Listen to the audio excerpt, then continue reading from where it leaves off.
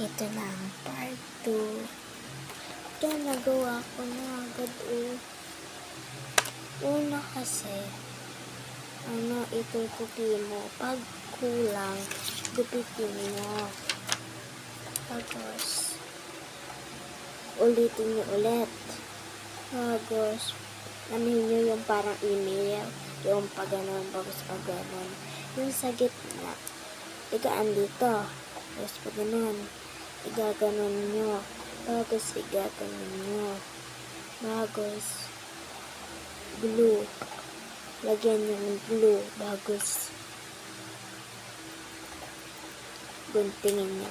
Ano naman. Ganda, no?